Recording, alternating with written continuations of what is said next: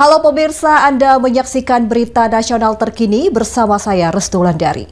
Pemirsa, kali ini kami akan mengajak Anda untuk mengetahui informasi terkini dari berbagai isu yang terjadi di dalam maupun di luar wilayah Indonesia. Dan berikut informasinya untuk Anda.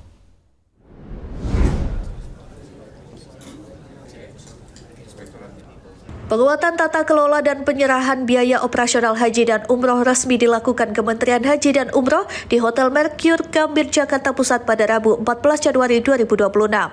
Dalam agenda ini, seluruh kepala wilayah dipanggil untuk menerima arahan sekaligus menandatangani fakta integritas sebelum anggaran diserahkan. Gus Irfan mengaku ini menjadi pembaharuan dalam pengelolaan dana haji yang sebelumnya langsung ditransfer tanpa penguatan komitmen di awal. Lebih lanjut, Gus Irfan menjelaskan Kementerian Haji dan Umroh juga telah membentuk Inspektorat Pengendalian yang melibatkan unsur eksternal dari Komisi Pemberantasan Korupsi dan Kejaksaan guna menghilangkan praktik penyimpangan dalam pengelolaan dana jemaah haji. Bahwa di Kementerian Haji ini ada Irjen, ada Dirjen Pengendalian, ada dua.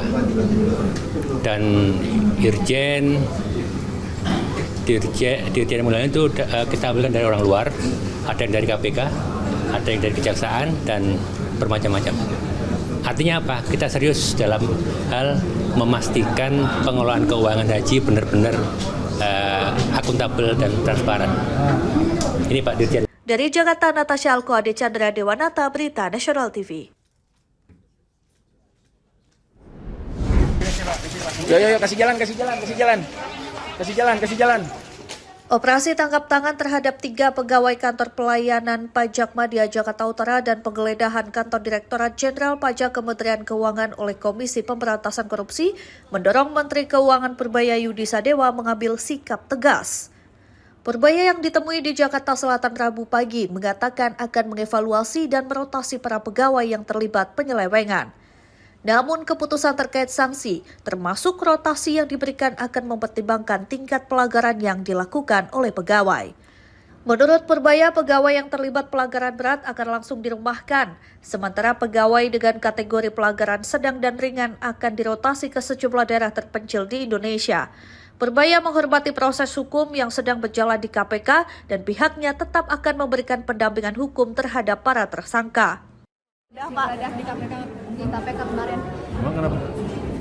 Terkait. Ya, mungkin aja ada pelanggar, ya lihat aja proses hukumnya seperti apa. Oke, makasih. Tapi yang jelas kan ini, geledah, periksa. Tapi yang kalau saya ditanya kenapa kamu bilang kamu akan menemani hukum, pasti mendampingi secara hukum. Itu kan masih pegawai keuangan sebelum dia diputuskan bersalah di pengadilan. Yang masih pakai keuangan, jadi kan kita dampingi terus, tapi nggak ada intervensi dalam pengertian saya datang ke mereka stop ini stop itu. Sebelumnya KPK menetapkan 5 orang sebagai tersangka termasuk Kepala Kantor Pelayanan Pajak atau KPP Madya Jakarta Utara Dwi Budi terkait kasus dugaan suap pemeriksaan pajak. Dari hasil pengembangan, KPK kemudian menggeledah kantor Ditjen Pajak Kementerian Keuangan dan menyita uang, dokumen, dan barang bukti elektronik terkait dengan perkara yang sedang ditangani.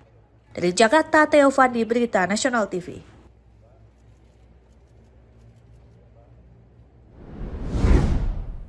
Demikian berita nasional terkini, saya Restu Wulandari pamit dan sampai jumpa.